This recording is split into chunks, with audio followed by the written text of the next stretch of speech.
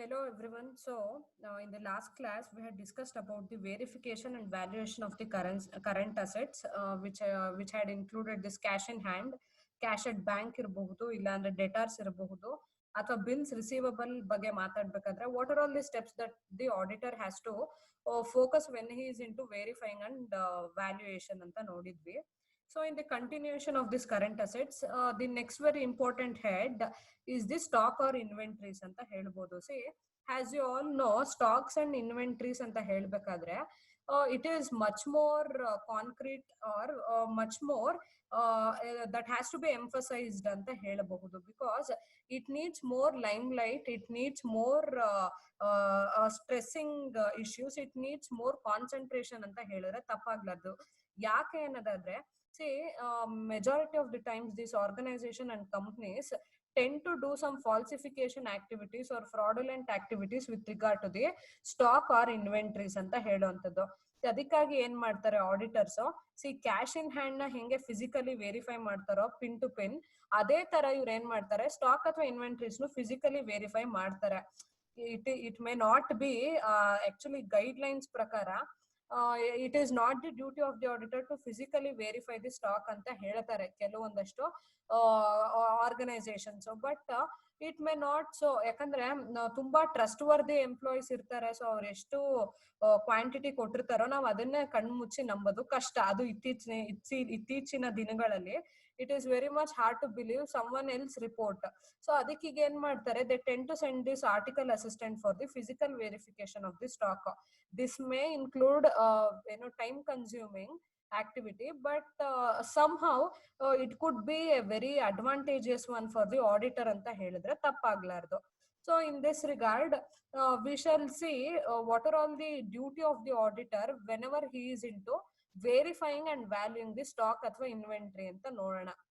ಇದಾದ ನಂತರ ಕೆಲವೊಂದಷ್ಟು ಇಂಟ್ಯಾಂಜಿಬಲ್ ಅಸೆಟ್ಸ್ ಇದೆ, ಅದನ್ನು ಈ ಸೆಷನ್ ಅಲ್ಲಿ ನೋಡೋಣ. ಸೊ ಇದನ್ನ ಹೇಳ್ತಾ ಸ್ಟಾಕ್ ಅಥವಾ ಇನ್ವೆಂಟ್ರಿ ವೆರಿಫಿಕೇಶನ್ ಅಂಡ್ ವ್ಯಾಲ್ಯೂಯೇಷನ್ ಅಂತ ಬಂದಾಗ ವೆರಿ ಫಸ್ಟ್ ಏನ್ ಹೇಳ್ತಾನೆ, so it is the life blood of the business. ಹಾಗಾಗಿ ಏನು, ಇಟ್ ನೀಡ್ಸ್ ಮೋರ್ ಕಾನ್ಸಂಟ್ರೇಷನ್ ಅಂತ ಹೇಳುವಂಥದ್ದು. ಏನೇನ್ ಇನ್ಕ್ಲೂಡ್ ಆಗುತ್ತೆ ಸ್ಟಾಕ್ ಅಥವಾ ಇನ್ವೆಂಟ್ರಿ ಅಂತ ನಾವು ಮಾತಾಡ್ಬೇಕಾದ್ರೆ, see this include stores and spares ಏನಿರುತ್ತೋ, raw materials, work in progress ಅಥವಾ goods which is in a working or which is been process to be the finished goods ಅಂತ ಗೂಡ್ಸ್ ಗಳೇನಿರ್ತಾವೋ and finished goods, it also includes finished goods. So all these are called as stock ಅಥವಾ inventory ಅಂತ ಹೇಳುವಂಥದ್ದು. ಬರೀ raw materials ನೇ stock ಅಂತ ಕರೆಯೋದಾಗ್ಲಿ, finished goods ನೇ ಸ್ಟಾಕ್ ಅಂತ ಕರೆಯೋದಾಗ್ಲಿ ಅಲ್ಲ. It includes all this which we discussed. ಯಾವ್ಯಾವ್ದು?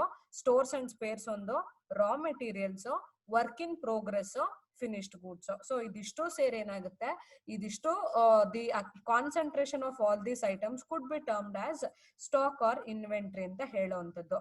ಸೊ ಇಲ್ಲಿ ಏನಾಗುತ್ತೆ, ಒಂದೊಂದ್ಸತಿ ಸ್ಟಾಕ್ ನ ಇನ್ಕರೆಕ್ಟ್ಲಿ ರೆಕಾರ್ಡ್ ಮಾಡಿಬಿಟ್ರೆ ಅಥವಾ ಇನ್ಕರೆಕ್ಟ್ಲಿ ವೆರಿಫೈ ಮಾಡಿದ್ದಾದ್ರೆ ಅಥವಾ ತಪ್ಪಾಗಿ ವ್ಯಾಲ್ಯೂಯೇಷನ್ ಮಾಡಿದ್ದಾದ್ರೆ ಏನೆಲ್ಲ ಅವಾಂತರಗಳಾಗ್ತವೆ ಅನ್ನೋದಾದ್ರೆ, see the P&L account doesn't show correct balances ಅಂತ ಹೇಳ್ತಾರೆ. And it also affects the balance sheet. ಅದಂತೂ ಖಂಡಿತ. ಯಾಕಂದ್ರೆ ಸ್ಟಾಕ್ ವ್ಯಾಲ್ಯೂಯೇಷನ್ ಅಲ್ಲಿ ಏನಾದ್ರು ತಪ್ಪಾದ್ರೆ the financial statement which you have produced is not reliable ಅಂತ ಹೇಳಬಹುದು. ಸೊ ಇಲ್ಲಿ ಏನಾಗುತ್ತೆ, whenever the stock is overvalued, profit inflate ಆಗೋವಂಥದ್ದು. ಅಂದ್ರೆ ಇಲ್ಲಿ ಏನಾಗೋಗುತ್ತೆ, ಸಿ ಯಾವಾಗ್ಲೂ ಡಿಫ್ರೆನ್ಸಸ್ ಬರಬಾರ್ದು. Whenever the financial statement which you certify being an auditor should B reliable and should be accurate ಅಂತ ಹೇಳಬೇಕು. ಸೊ ಇಲ್ಲಿ ಏನ್ ಮಾಡ್ತೀರಾ, ಓವರ್ ವ್ಯಾಲ್ಯೂ ಮಾಡ್ಬಿಟ್ರಿ, ಆ ಬೆಲೆಗಿಂತ ನೀವು ಜಾಸ್ತಿ ಬೆಲೆನ ಬೆಲೆಗೆ ಅದನ್ನ ನೀವು ವ್ಯಾಲ್ಯೂ ಮಾಡಿದ್ದಾದ್ರೆ ಪ್ರಾಫಿಟ್ ಇನ್ಫ್ಲೇಟ್ ಆಗುವಂಥದ್ದು. ಬೈ ಚಾನ್ಸ್ ಆಗಿ ಅದನ್ನೇನಾದ್ರು ಅಂಡರ್ ಸ್ಟೇಟ್ ಮಾಡಿಬಿಟ್ರೆ, ಈಗ 10 ರೂಪಾಯಿ ಇರೋ ಸ್ಟಾಕ್ ನ ನೀವು ಬರೀ 8 ರೂಪಾಯಿಗೆ ತೋರಿಸಿದ್ದಂತ ಆದ್ರೆ ಅಲ್ಲಿ ಏನಾಗುತ್ತೆ, it encourages the creation of secret reserves ಅಂತ ಹೇಳ್ತಾರೆ. ಸಿ ಆರ್ಗನೈಸೇಷನ್ ಅಲ್ಲಿ ಏನ್ ಮಾಡ್ತಾರೆ, ಸೀಕ್ರೆಟ್ ರಿಸರ್ವ್ಸ್ ಅಂತ ಒಂದು ಮಾಡ್ಕೊಂಡಿರ್ತಾರೆ. That is very much illegal.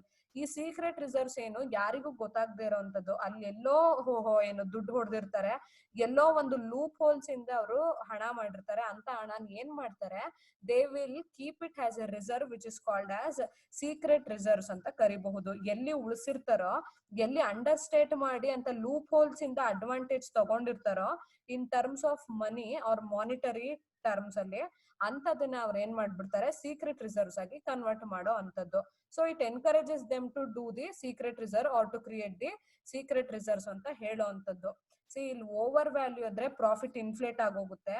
ಅದೇನಾದ್ರೂ understate ಆಗೋದ್ರೆ ಏನಾಗೋಗುತ್ತೆ, it urges the creation of secret reserves ಅಂತ ಹೇಳಬೇಕು. ಅದಾದ ನಂತರ ಮೂರನೇ point, say the objective of verifying stock is to see that it exist and is correctly valued ಅಂತ. ಹೌದು, ಸುಮ್ನೆ ನನ್ನ ಹತ್ರ 10 quantities of so and so raw material ಇದೆ ಅಂತ ಹೇಳಿದ್ರೆ, why we have to blindly believe someone stating that? So it is the duty of the auditor to go and check physically or to verify the stock whether it really exists or not ಅಂತ ನೋಡ್ಬೇಕಾಗಿರೋಂಥದ್ದು, and whether it has been correctly properly valued or not ಅನ್ನೋ ಒಂದು ಅಥೆಂಟಿಸಿಟಿನೂ ತಗೋಬೇಕಾಗಿರೋಂಥದ್ದು. So these are all some of the issues that has to be kept in mind by the auditor whenever he is verifying and valuing the stock or inventory. ಇದಾದ ನಂತರ ಏನ್ ಹೇಳ್ತಾರೆ, C stock verification ಅಥವಾ valuation ಮಾಡ್ಬೇಕಾದ್ರೆ the auditor ಯಾವಾಗ್ಲೂ ಅಷ್ಟೇ ಒಂದು ಒಳ್ಳೆ ಮನ್ಸಿಂದ ಕೆಲಸ ಶುರು ಮಾಡ್ಬೇಕು ಅನ್ನೋದು. ಯಾಕಂದ್ರೆ ನಾನ್ ಸಪೋಸ್ ಇವಾಗ ಆಡಿಟರ್ ಆಗಿದ್ದೆ ಆದ್ರೆ ನಾನು ಏನ್ ಮಾಡ್ಬೇಕಾಗತ್ತೆ, ಸಿ ನೋಡ್ದವ್ರನ್ನೆಲ್ಲ ನಾನು ಐ ಕೆನಾಟ್ ಒಂಥರ ಏನಂತಾರೆ ನಂಬಿಕೆನೆ ಇಲ್ದೆ ಎಲ್ಲಾರನು ಸಂಶಯ ಪಡೋ ತರ ಆಗ್ಬಾರ್ದು. Because it is not the duty of the human R anybody in terms of that we have to believe someone, we have to ಏನು run our life with this trust and belief ಅಂತ ಹೇಳ್ಬೇಕು. So ಅದೇ ಲೆಕ್ಕಾಚಾರದಲ್ಲಿ ನೋಡೋದಾದ್ರೆ the auditor should not become an detective ಅಲ್ವಾ. ಯಾಕಂದ್ರೆ ನಂಬೇಕಾಗುತ್ತೆ, ನೀವು pin to pin ನಾನೇ ಚೆಕ್ ಮಾಡ್ತೀನಿ ಅನ್ನೋದಾದ್ರೆ ವರ್ಷಾನ್ಗಟ್ಲೆ ಹಿಡಿದ್ಬಿಡುತ್ತೆ. ಸೊ ಸಮ್ ಟೈಮ್ಸ್ ಎಲ್ಲಿ ಅವ್ನ್ಗೆ ಎಲ್ಲಾ ಕೆಲ್ಸನೂ ಮಾಡ್ಲಿಕ್ಕೆ ಆಗಲ್ವೋ ಅಂತ ಟೈಮಲ್ಲಿ auditor has to believe the work which is done by the organisations employees ಅಂತ ಹೇಳಬಹುದು. ಸೊ ಇಲ್ಲಿ ಏನ್ ಹೇಳ್ತಾರೆ, at the end of the day ನಾನು ನನ್ನ ಏನಂತ ಒಂದು ಕೆಲ್ಸನ ಮುಗಿಸೋ ಟೈಮಲ್ಲಿ ಅಥವಾ ನಾನು ಕೆಲಸ ಬಿಗಿನ್ ಮಾಡೋ ಟೈಮಲ್ಲೇ ತಗೊಳ್ಳಿ, ಎಲ್ಲಾದ್ನೂ ಸಂಶಯಾಸ್ಪದವಾಗಿ ನೋಡಬಾರ್ದು. We should start hour work with A good intention and with good positivity around ಅಂತ ಹೇಳ್ಬೇಕು. ಫಸ್ಟ್ ರಲ್ಲೇ ನಾವು ಇಲ್ಲ ಇಲ್ಲಿ ಏನೋ ತಪ್ಪಿದೆ, ಇವ್ರೇನೋ ಮುಚ್ಚಿಡ್ತಿದ್ದಾರೆ, ಇಲ್ಲೇನೋ ಸರಿ ಇಲ್ಲ ಅಂತ ನಾವು ವರ್ಕ್ ನ ಸ್ಟಾರ್ಟ್ ಮಾಡಿದ್ದೆ ಆದ್ರೆ then the auditor will take so much of time just to make himself believe that everything is right ಅಂತ. ಅಲ್ಲೇ ಅಷ್ಟು ಟೈಮ್ ಸ್ಪೆಂಡ್ ಮಾಡ್ಬಿಟ್ರೆ what he has to do with the other ಏನೋ ಆಡಿಟಿಂಗ್ ವರ್ಕ್ ಅಂತ ಹೇಳೋ ಅಂತದ್ದು.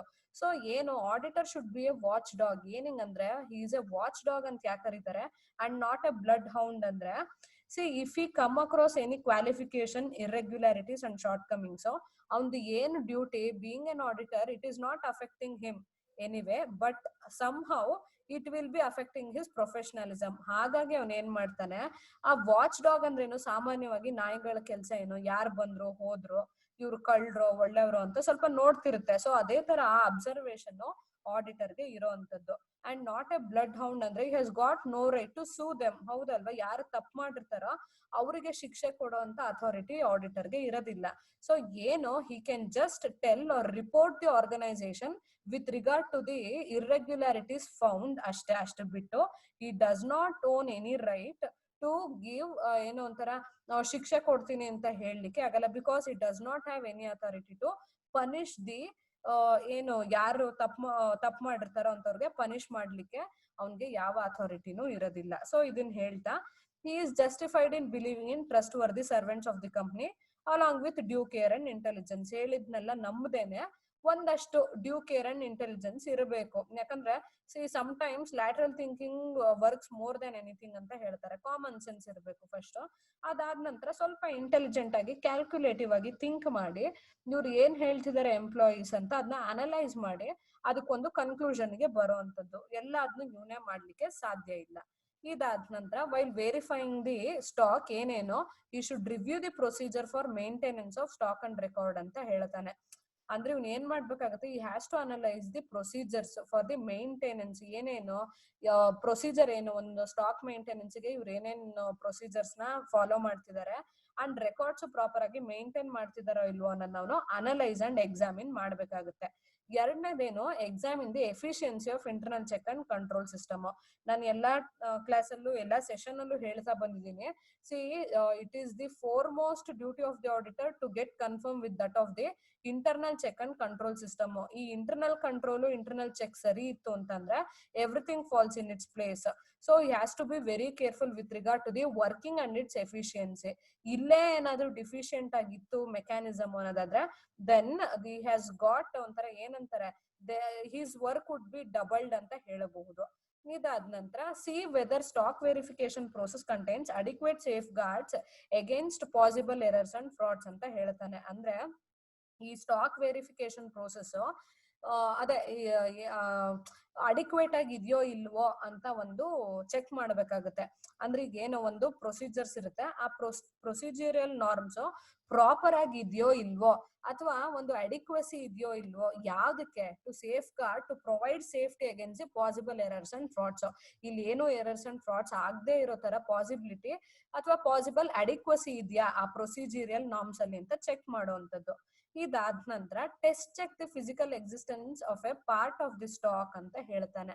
ಅಂದ್ರೆ ಏನು ಫಿಸಿಕಲಿ ಎಕ್ಸಿಸ್ಟ್ ಇದೆಯಾ ಇಲ್ವಾ ಅಂತ ಚೆಕ್ ಮಾಡುವಂತದ್ದು. ಲೆಟ್ ಇಟ್ ಬಿ ಏನ್ ಹೋಗುತ್ತೆ, ಸಿ ಎಲ್ಲಾದ್ನೂ ಫಿಸಿಕಲಿ ಚೆಕ್ ಮಾಡಕ್ ಆಗಲ್ಲ ಅಂದಾಗ ಅಟ್ಲೀಸ್ಟ್ ರ್ಯಾಂಡಮ್ ಚೆಕಿಂಗ್ ಆದ್ರೂ ಮಾಡಬೇಕಾಗುತ್ತೆ. ಅಲ್ಲಿ ಎಲ್ಲೋ ಒಂದ್ ಕಡೆ ರ್ಯಾಂಡಮ್ ಚೆಕಿಂಗ್ ಅಲ್ಲಿ ಸಿಕ್ತು ಏನೋ ಒಂದು ಇರ್ರೆಗ್ಯುಲಾರಿಟೀಸ್ ಇದೆ ಅನ್ನೋದಾದ್ರೆ then he can continue with the full physical checking ಅಂತ ಹೇಳುವಂತದ್ದು.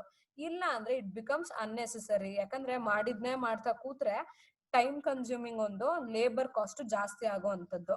ಇದಾದ ನಂತರ stock is valued at cost price or market price whichever is lower or less ಅಂತ ಹೇಳ್ತಾನೆ. ಆ ವ್ಯಾಲ್ಯೂಯೇಷನ್ ಮಾಡಿದಾಗ ಇವರು ಕಾಸ್ಟ್ ಪ್ರೈಸ್ ಮಾರ್ಕೆಟ್ ಪ್ರೈಸ್ ಯಾವ್ದು ಕಡಿಮೆ ಇದೆ ಅದನ್ನ ಕನ್ಸಿಡರ್ ಮಾಡಬೇಕು. ಇದು ಇಂಡಿಯನ್ ಅಕೌಂಟಿಂಗ್ ಸ್ಟ್ಯಾಂಡರ್ಡ್ಸ್ ಅಲ್ಲೂ ಅದೇ ಹೇಳ್ತಾರೆ. ವ್ಯಾಲ್ಯೂಯೇಷನ್ ಆಫ್ ಸ್ಟಾಕ್ ಅಂತ ಬಂದಾಗ ಅಥವಾ ಇನ್ವೆಂಟ್ರೀಸ್ ಅಂತ ಬಂದಾಗ it has to be valued at cost price or market price whichever is less ಅಂತ ಹೇಳುವಂತದ್ದು. So with all this issues ಏನಾಯ್ತು, ನಮ್ಗೆ ಒಂದು ಪಾಸಿಬಿಲಿಟಿ ಗೊತ್ತಾಯ್ತು ಅಥವಾ ಪಾಸಿಬಲ್ ಐಡಿಯಾಸ್ ಗೊತ್ತಾಯ್ತು ಅಥವಾ ಬ್ಲೂ ಪ್ರಿಂಟ್ ಗೊತ್ತಾಯ್ತು. ಹೆಂಗೆ ವೆರಿಫೈ ಮಾಡ್ಬೇಕಾದ್ರೆ ಅಥವಾ ವ್ಯಾಲ್ಯೂಯೇಷನ್ ಮಾಡ್ಬೇಕಾದ್ರೆ ಸ್ಟಾಕ್ ಅಂಡ್ ಇನ್ವೆಂಟ್ರೀಸ್ ಏನೇನು ನಾರ್ಮ್ಸ್ ಅಂಡ್ ರೆಗ್ಯುಲೇಷನ್ಸ್ ನಾವು ಚೆಕ್ ಮಾಡ್ಬೇಕು, ಯಾವ ತರ we have to be a watchdog and not a bloodhound ಅನ್ನೋದು ನಾವು ಇಲ್ಲಿ ನೋಡಿದ್ವಿ. ಇದಾದ ನಂತರ next important heading is investment ಅಂತ ಹೇಳ್ತಾರೆ. See this is also one of the important current assets ಅಂತ ಹೇಳಬಹುದು. ಸಿ ಕೆಲವೊಂದ್ಸತಿ ಏನಾಗುತ್ತೆ, ಲಾಂಗ್ ಟರ್ಮ್ ಇನ್ವೆಸ್ಟ್ಮೆಂಟ್ಸ್ ಇರ್ತವೆ, ಅದಾದ ನಂತರ ಶಾರ್ಟ್ ಟರ್ಮ್ ಇನ್ವೆಸ್ಟ್ಮೆಂಟ್ ಗಳು ಇರ್ತವೆ. ಸೊ ಅದ್ರ ಬೇಸಿಸ್ ಮೇಲೆ ಇದೇನಾಗ್ತವೆ ಹೆಡ್ಡಿಂಗ್ಸ್ ಚೇಂಜ್ ಆಗುವಂಥದ್ದು. But let it be whenever we are talking in a generalised form, investment ಅಂತಂದ್ರೇನು we tend to invest or we tend to put our own money with regard to the shares, bonds and securities. So this is basically in a colloquial language it is called as investment, putting our own money for purchasing some bond, shares and securities ಅಂತ ಹೇಳಬಹುದು. ಇದನ್ನ ಹೇಳ್ತಾ ಏನೋ ಏನೇನ್ check ಮಾಡ್ಬೇಕು auditor ಅದನ್ನು, say should examine whether the company is authorise to make investment or not ಅಂತ. ಇಲ್ಲಿ ಹೇಳ್ತೀನಲ್ಲ, ಪ್ರಾಪರ್ ಆಗಿ ಅಥರೈಸೇಷನ್ ಇರಬೇಕು ಅಂಡ್ ಅಥಾರಿಟಿ ಕೊಟ್ಟಿರ್ಬೇಕು. ಇಲ್ಲಿ ಅಥರೈಸೇಷನ್ ಇಲ್ಲ, ಪರ್ಮಿಷನ್ ಇಲ್ಲ ಅಂತ ಅಂದಾದ್ರೆ ಇನ್ವೆಸ್ಟ್ಮೆಂಟ್ ಮಾಡ್ಲಿಕ್ಕೆ ಬರಲ್ಲ. So if the organisation has got a proper authorisation to make investment then it is okay. ಇಲ್ಲ ಅಂತ ಅಂದ್ರೆ you have to qualify the report ಅನ್ನೋಂಥದ್ದು. ಇದಾದ ನಂತರ he should see whether the legal formalities have been completed or not ಅಂತ.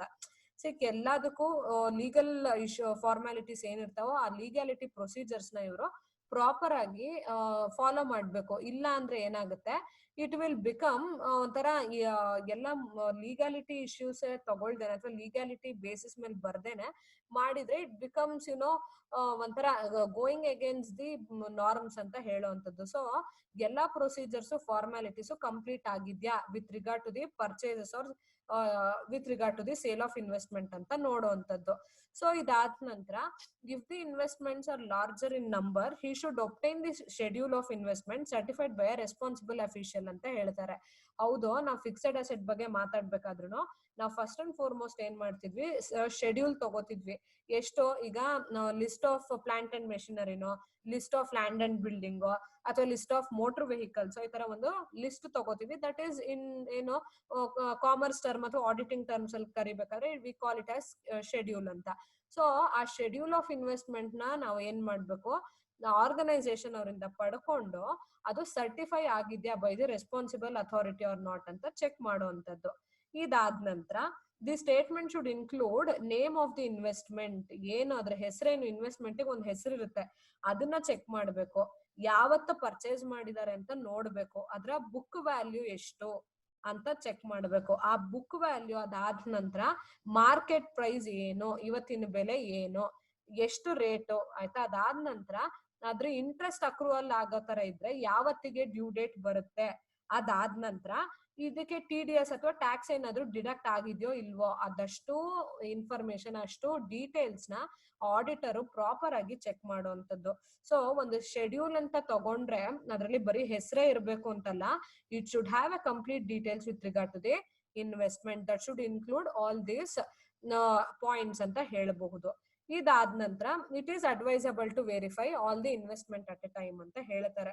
ಅಂದ್ರೆ ನೀವು schedule ಇಸ್ಕೊಂಡಿದೀರಾ ಅಂತ ಆದ್ರೆ ಅಲ್ಲಿ ಕಂಪ್ಲೀಟ್ ಡೀಟೇಲ್ಸ್ ನಿಮ್ಗೆ ಸಿಕ್ಕೋಗುತ್ತೆ. So it is advisable for the auditor to check all the investment at a time. ಯಾಕಂದ್ರೆ ಒಂದ್ ದಿನ ಬಿಟ್ಟು ಇನ್ನೊಂದ್ ದಿನ ಚೆಕ್ ಮಾಡುವಂತದ್ದು ತಪ್ಪು ಅಂತ ಹೇಳುವಂತದ್ದು. ಅಥವಾ ತಪ್ಪು ಅನ್ನೋದಕ್ಕಿಂತ ಇಟ್ ಬಿಕಮ್ಸ್ ಕನ್ಫ್ಯೂಷಿಯಸ್ ಅಂತ ಹೇಳಬಹುದು. ತುಂಬಾ ಕನ್ಫ್ಯೂಷನ್ಸ್ ಆಗೋದು, ಸೊ ಆಂಬಿಗಿಟೀಸ್ ಇರೋವಂಥದ್ದು. ಸೊ ಒಂದೇ ಸತಿ it is advisable to verify all the investment ಅಂತ ಹೇಳಬಹುದು. ಇದಾದ ನಂತರ dividend received on investment should be examined by checking the counterfoils of the dividend warrants ಅಂತ ಹೇಳ್ತಾರೆ. What is this dividend warrant ಅನ್ನೋದು? Dividend warrant could be called as a document ಅಂತ ಹೇಳಬಹುದು. ಏನು document which will be specifying this person is eligible to pay the eligible to be paid the dividend ಅಂತ ಹೇಳುವಂತದ್ದು. ಅದೇನೋ ಒಂದು certificate ಅನ್ಕೊಂಡ್ಬಿಡೋಣ, ಅದ್ರಲ್ಲಿ ಏನಿರುತ್ತೆ, ಹೌದು ಇಂಥ ಆರ್ಗನೈಸೇಷನ್ಗೆ ಡಿವಿಡೆಂಡ್ ಕೊಡಬೇಕು ಅಂತ ಒಂದು ಏನು ಕನ್ಫರ್ಮೇಟರಿ ಲೈನ್ಸ್ ಇರುತ್ತೆ. So dividend warrants are the documents which specify that this person is eligible to be paid for the dividend ಅಂತ ಒಂದು ಇದು ಏನು ಸ್ಟೇಟ್ಮೆಂಟ್ ಅಂತ ಹೇಳಬಹುದು. ಸೊ ಅದನ್ನ ಪ್ರಾಪರ್ ಆಗಿ ಚೆಕ್ ಮಾಡ್ಬೇಕು ಯಾರು, auditors, along with the counterfoils ಅಂತ. ಇದಾದ ನಂತರ investments are value depending upon the purpose for which they are held ಅಂತ ಹೇಳ್ತಾರೆ. ಯಾವ ಪರ್ಪಸ್ಗೆ ಇನ್ವೆಸ್ಟ್ಮೆಂಟ್ ನ ತಗೊಂಡಿದ್ದಾರೆ ಅನ್ನೋದನ್ನು ಸಹ ಆಡಿಟರ್ ಚೆಕ್ ಮಾಡುವಂತದ್ದು. ಇದಾದ ನಂತರ if they are held as fixed assets they are valued at cost price. If they are held as current asset then they have to be valued at cost price or market price whichever is less ಅಂತ ಹೇಳುವಂತದ್ದು. ಅಂದ್ರೆ ಅದನ್ನ fixed asset ಆಗಿ ತಗೊಂಡ್ರೆ if it is for long term and if it is been stated as fixed asset then ಅದನ್ನ cost price value ಮಾಡ್ಬೇಕು. Suppose ಅದೇನಾದ್ರೂ current assets ಅಥವಾ shorter period ಗೆ ಏನಾದ್ರೂ ಅದನ್ನ ನಾವು ತಗೊಂಡಿದ್ರೆ then it has to be valued at cost price or market price whichever is less.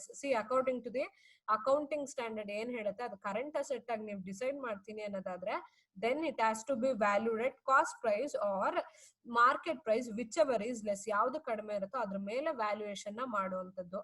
So these are all some of the duty of the auditor with regard to the investment. First shares, bonds ಮತ್ತೆ government securities ಯಾವ್ದ್ರ ಮೇಲೆ invest ಮಾಡ್ತಿದ್ದಾರೆ ನೋಡ್ಕೊಳ್ಳಿ. ಎರಡನೇದ್ ಬಂದು ಅದಕ್ಕೆ proper legality formalities ಎಲ್ಲ complete ಮಾಡಿದಾರ ಇಲ್ವಾ ಅಂತ ಚೆಕ್ ಮಾಡ್ಕೊಳ್ಳಿ.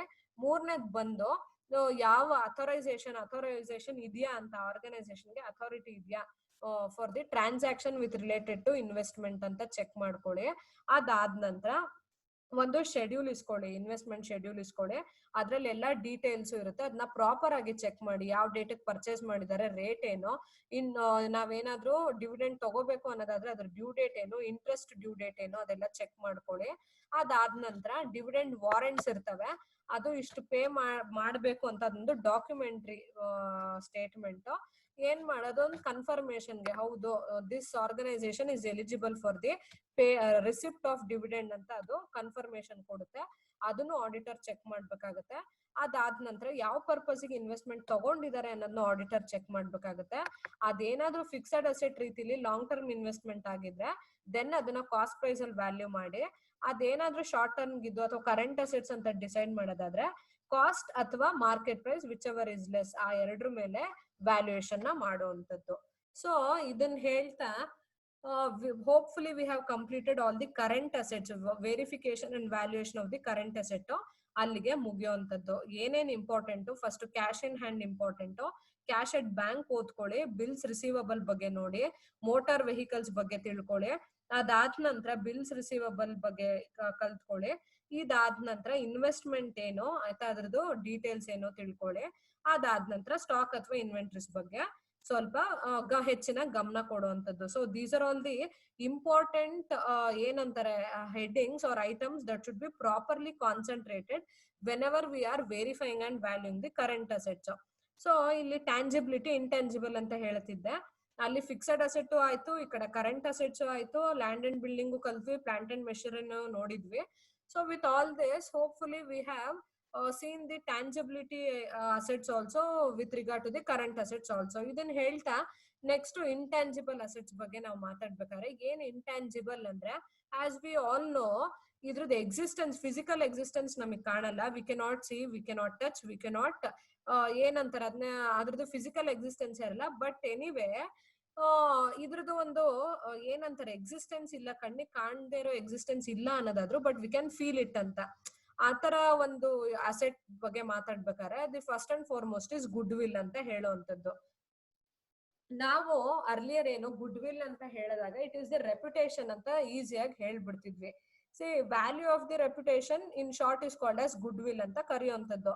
ಆದ್ರೆ ಈ ವ್ಯಾಲ್ಯೂ ಆಫ್ ದಿ ರೆಪ್ಯುಟೇಷನ್ ಹೆಂಗೆ ಕ್ವಾಂಟಿಫೈ ಮಾಡೋದು ಅನ್ನೋದೇ ಒಂದು ದೊಡ್ಡ ಏನಂತಾರೆ ಆಶ್ಚರ್ಯ ಇತ್ತು. ಬಟ್ ಆದ್ರೆ ಏನಾಯ್ತು, as the with the passage of time ಹೆಂಗೆ ವ್ಯಾಲ್ಯೂಯೇಷನ್, ಗುಡ್ ವಿಲ್ ವ್ಯಾಲ್ಯೂಯೇಷನ್ ಹೇಗ್ ಮಾಡೋದು ಅನ್ನೋದನ್ನು ನಮ್ಮ ಅಕೌಂಟ್ಸ್ ಅಲ್ಲಿ ತೋರಿಸ್ಕೊಡೋ ಅಂತದ್ದು.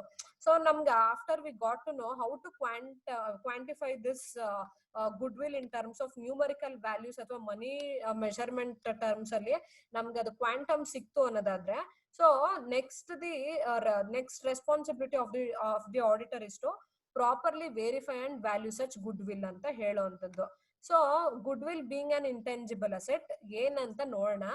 What is the duty of the auditor with regard to this heading ಅಂತಾನು ತಿಳ್ಕೊಳ್ಳೋಣ. ಇದನ್ನ ಹೇಳ್ತಾ ನೋಡಿ, goodwill is an intangible asset representing the value of reputation of the firm which enables it to earn more than normal profit ಅಂತ ಹೇಳ್ತಾನೆ. ಅದೇ ಇಲ್ಲೇನು value of the reputation ಏನ್ ಮಾಡುತ್ತೆ, which enables the firm to earn more than the normal profit. ನಮಗೆ see Adidas ಅನ್ನೋದೊಂದು brand, ಆ brand ನೇಮ್ಗೋಸ್ಕರ ಅದು ಗುಡ್ ವಿಲ್ ಕ್ರಿಯೇಟ್ ಮಾಡ್ಬಿಟ್ಟಿದೆ because of its good quality. ನಾವ್ ಏನ್ ಮಾಡ್ತೀವಿ, ಈ ಅಡಿಡಾಸ್ ಇದೆ, ಇನ್ನೊಂದು ನಾರ್ಮಲ್ ಯಾವ್ದೋ ಒಂದು ಕಂಪ್ನಿ ಬ್ರ್ಯಾಂಡ್ ಇದೆ. ಇವಾಗ ನೋಡಿ ಆ ಎರಡು ಶೂಸ್ ಇನ್ ಕ್ವಾಲಿಟಿ ಒಂದೇ ಇರುತ್ತೆ. ಸಪೋಸ್ ಎರಡು ಶೂಸ್ ಇನ್ ಕ್ವಾಲಿಟಿ ಒಂದೇ ಇದೆ, ಆದ್ರೆ ನಾವ್ ಏನ್ ಮಾಡ್ತೀವಿ, ಇನ್ನೊಂದು ಕಂಪ್ನಿ ಶೂ 100 ರೂಪಾಯಿ ಇದೆ, ಅದೇ ಅಡಿಡಾಸ್ ಕಂಪ್ನಿ ಶೂಸ್ 200 ರೂಪಾಯಿ ಇದೆ ಅನ್ನೋದಾದ್ರೆ ಇಲ್ಲಿ we are earning more profit then that of the other XY and Z company. ಹೌದಾ ಅಲ್ವಾ? So such appreciation in the profit can be because of the goodwill ಅಂತ ಹೇಳುವಂತದ್ದು. ನಿಮಗೆ ರೆಪ್ಯುಟೇಷನ್ ಇದೆ, ಬ್ರ್ಯಾಂಡ್ ಇಮೇಜ್ ಇದೆ, that is why you are earning more profit when compared to that of the other organisation. Such earning capacity of the business could be termed as goodwill ಅಂತ ಹೇಳುವಂತದ್ದು. ಇದಾದ ನಂತರ ನೋಡಿ next point ಹೇಳ್ತಾನೆ, when the goodwill is purchase the auditor should verify the agreement with the vendors ಅಂತ ಹೇಳ್ತಾನೆ. C intangible assets ಅಥವಾ ಈ ಏನಂತಾರೆ ಗುಡ್ ವಿಲ್ ಬಗ್ಗೆ ಮಾತಾಡ್ಬೇಕಾರೆ ಅದನ್ನೇನಾದ್ರೂ ಪರ್ಚೇಸ್ ಮಾಡಿದ್ರೆ ಅದಕ್ಕೆ ಪ್ರಾಪರ್ ಅಗ್ರಿಮೆಂಟ್ ಇರುತ್ತೆ ಆಯ್ತಾ, ಯಾರು ಸೆಲ್ಲರ್ ಜೊತೆಗೆ. ಸೊ ಅದನ್ನ ಚೆಕ್ ಮಾಡುವಂತದ್ದು ಆಡಿಟರ್ ನ ಡ್ಯೂಟಿ ಆಗುತ್ತೆ. ಇದಾದ ನಂತರ when ever A business is acquired, good will is the difference between the net fair value of all the assets purchased in the acquisition and liabilities assumed in this process and cost of acquisition ಅಂತ ಹೇಳ್ತಾರೆ. C ಇಲ್ಲಿ good will create ಮಾಡಿಲ್ಲ, suppose ನಾನು good will create ಮಾಡಿಲ್ಲ, ಆದ್ರೆ purchase ಮಾಡ್ಬೇಕಾದ್ರೆ good will ತಗೊಂಡಿದೀನಿ ಅಂತಾದ್ರೆ first agreement, ಯಾಕಂದ್ರೆ ಇದು ಲೀಗಲ್ ಫಾರ್ಮ್ಯಾಲಿಟಿ, ಹಾಗಾಗಿ ಅಗ್ರಿಮೆಂಟ್ ಚೆಕ್ ಮಾಡಿ. ಎರಡನೇದು ನಾವ್ ಹೆಂಗ್ ಗುಡ್ ವಿಲ್ ಕಂಡಿಡಿತೀವಿ ಅಂತ ಕೇಳಿದ್ರೆ ಅದೇನು, it is nothing but the difference. First ಯಾವ್ದ್ರ difference, net fair value of all the assets, ಏನೇನ್ ಅಸೆಟ್ ಪರ್ಚೇಸ್ ಮಾಡಿದ್ರೋ ಅದು less liabilities assumed in the process ಅಂತ ಹೇಳ್ತಾರೆ. ಒಂದು ಕಂಪ್ನಿನ ನಾನು ಏನ್ ಮಾಡ್ತಿದೀನಿ, ಅಕ್ವೈರ್ ಮಾಡ್ಕೊಂಡಿದೀನಿ ಅಥವಾ ಅಕ್ವಿಸಿಷನ್ ಅಲ್ಲಿ ಇದೆ ಅಂತ ಅಂದಾಗ ಫಸ್ಟ್ ಏನೇನ್ ಕಂಡಿಡಿತೀವಿ, all the assets less liabilities ಮಾಡ್ತೀವಿ. ಆ ಬಂದಿರೋ ಅಮೌಂಟ್ ನ ಮತ್ತೆ ಯಾವ್ದ್ರಲ್ಲಿ ಡಿಡಕ್ಟ್ ಮಾಡ್ತೀವಿ, ಪರ್ಚೇಸ್ ಪ್ರೈಸ್ ಜೊತೆಗೆ ಡಿಡಕ್ಟ್ ಮಾಡ್ತೀವಿ. So the difference amount what we got in this process is called as goodwill ಅಂತ ಹೇಳೋವಂಥದ್ದು. ಇದಾದ ನಂತರ sometimes goodwill may also be created by spending huge amount to innovate the new product ಅಂತ ಹೇಳ್ತಾರೆ. ಅದನ್ನೇ ನಾ ಹೇಳ್ತಿದ್ದೆ. ಸಿ ಗುಡ್ವಿಲ್ ಕ್ರಿಯೇಷನ್ ನಾವೇ ಕ್ರಿಯೇಟ್ ಮಾಡ್ಕೊಂಡ್ರೆ ಇಟ್ ಬಿಕಮ್ಸ್ ಡೆಫರ್ಡ್ ಗುಡ್ವಿಲ್ ಅಂತ.